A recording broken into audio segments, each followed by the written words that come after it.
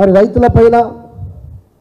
రైతుల సమస్యలపైన సమస్యల్ని గాలికి వదిలేసి ఇలా ముఖ్యమంత్రి గారేమో అప్పుడేమో ఐపీఎల్ మ్యాచ్లో బిజీగా ఉంటే ఇప్పుడు తెలంగాణ రాష్ట్రం ఏర్పడినటువంటి గుర్తులను మార్చడంలో ముఖ్యమంత్రి గారు బిజీ ఉన్నారు.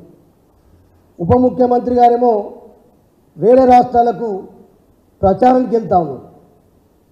వ్యవసాయ శాఖ మంత్రి మాట్లాడే మాటలకు పొంతం లేదు. ఏమంటాడు తుమ్మల నాగేశ్వరరావు గారు?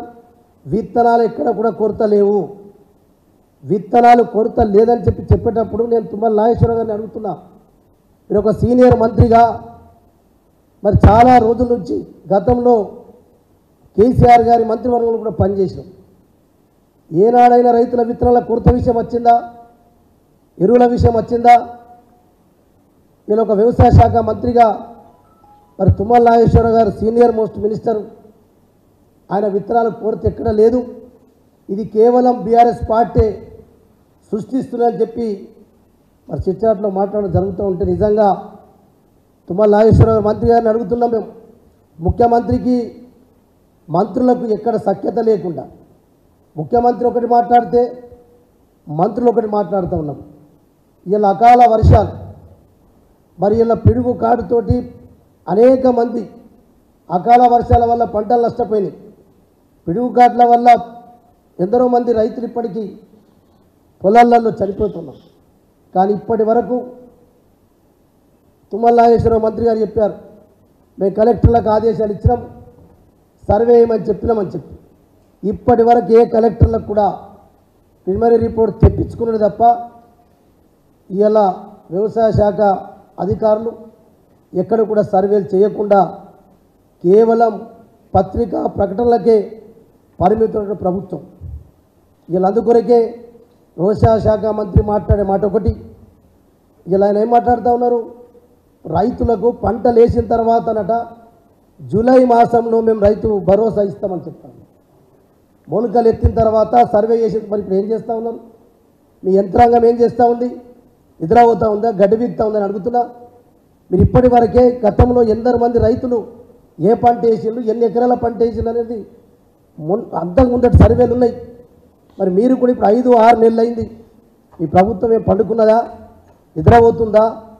ఇంత అసమర్థత ప్రభుత్వం ఈ 6 నెలల్లో రైతాంగం పట్ల అనేకటువంటి అనాలోచిత నిర్ణయాలు తీసుకొని అసలు రైతుల సమస్యల గురించి పట్టించుకోకుండా ఇలా ప్రభుత్వం ఏలుతూ ఉందంటే నిజంగా కూడా ఇలా రైతులు ఇన్ని సమస్యలు.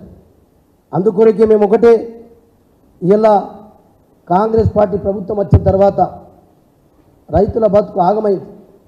రైతు గురించి పట్టించుకునే నాతుడు లేడు. 10 ఏళ్లలో మేము ముందే చెప్పినాం, ఎక్కడ కూడా రోడ్ ఎక్కవలసినటువంటి పరిస్థితి రాలే.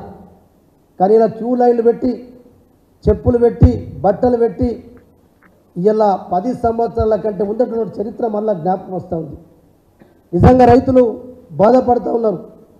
మా ఆదిలాబాద్లో అయితే ఇలా కమిషన్ ఏజెంట్ల మధ్య దళారులతోటే ఎందరో మంది గతంలో రైతులు ఆత్మహత్యలు చేసుకున్నారు. వడ్డీలకు వడ్డీలు పడి చక్రవడ్డీతోటి మరి ఇలా రైతులు ఆత్మహత్యలు చేసుకుంటే ఇలా రైతు బంధు వచ్చిన తర్వాత ఇప్పుడు మీరు ఒకసారి ఆదిలాబాద్ సర్వే చేయించుకుంటే ఇలా మొత్తం మళ్ళీ కమిషన్ ఏజెంట్ దుకాణాలన్నీ తెరిచినాయి, ఎక్కడికక్కడ ఓపెన్ అయిపోయినాయి. మళ్ళా పాపం 10 సంవత్సరాల క్రితం ఏ రైతు అయితే కమిషన్ ఏజెంట్ దగ్గరికి వెళ్ళిండో మళ్ళీ ఈ సంవత్సరం కమిషన్ ఏజెంట్లను మరి దగ్గరికి పోవాల్సిన పరిస్థితి వచ్చినట్టు కారణం ఈ కాంగ్రెస్ పార్టీ ప్రభుత్వం. ఇదేనా ఇందిరమ్మ రాజ్యం? మార్పు అని చెప్పిన కాంగ్రెస్ మార్పు కోరుతున్నాం మేము, ఇలా రైతుల పరిస్థితి మారుస్తామని చెప్పింది.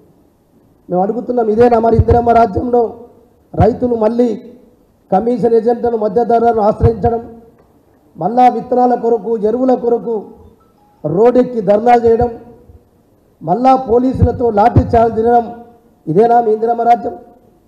ఇదేనా రైతులు మారుస్తామని చెప్పింది రేవంత్ రెడ్డి గారు, ముఖ్యమంత్రి గారు? మేము మిమ్మల్ని ఒకటే ప్రశ్నిస్తున్నాం.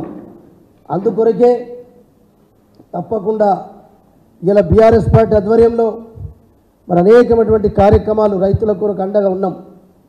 అందుకొరకు ఇలా మేము ఒకటే వారిని అడుగుతూ ఉన్నాం, మీరు ఏ విధంగా రైతులు ఏ విత్తనాలు అడిగినా ఇవ్వడానికి సిద్ధంగా ఉన్నారా లేదా, ఇస్తారా లేదా, మీ ఇవ్వకపోతే మీతో చేత కాదని చెప్పండి. మరి గతంలో ప్రభుత్వం మేము ఏమైనాం, ఇలా రైతులు గతంలో విత్తనాల కంటే ముందు సాగునీరు లేకపోయా, కరెంటు లేకపోయా, మరి ఇప్పుడు విత్తనాలు కూడా ఇస్తలేరు. మరి ఇలా ఇదేనా రైతులను మార్చేటటువంటి ప్రభుత్వం అని అడుగుతున్నాం. దేన్ని మారుస్తున్నారు మీరు? అందుకొరకే ఈరోజు ఒకటే మేము కాంగ్రెస్ ప్రభుత్వాన్ని మరి ప్రశ్నిస్తున్నాం. మీరు ఇప్పటికైనా మరొకవైపు ముఖ్యమంత్రి గారు ఇలా తెలంగాణ ఇంత చిన్నాన్ని మారుస్తామని చెప్తే మరి ఇలా మంత్రులు ఉప ముఖ్యమంత్రులు వేరే రాష్ట్రంలో ప్రచారంకి వెళ్తూ ఉంటే ఇలా మద్యం మంత్రి మాట్లాడతాడు. మద్యం నాకు తెలియదు, అసలు అది కార్పొరేషన్ సంబంధించిన సమస్య. మా గతంలో వాళ్ళు మంత్రులు చేసిండ్రు, మేము కూడా మంత్రులు చేసినాం. ఏ డిపార్ట్మెంట్ కన్నా కార్పొరేషన్లు ఎండి ఉన్నా చైర్మన్ ఉన్నా మంత్రితో సంప్రదించిన తర్వాత చేస్తే తప్ప డైరెక్ట్ ఎక్కడ కూడా కార్పొరేషన్ ఎండికి ఇచ్చే లేదు.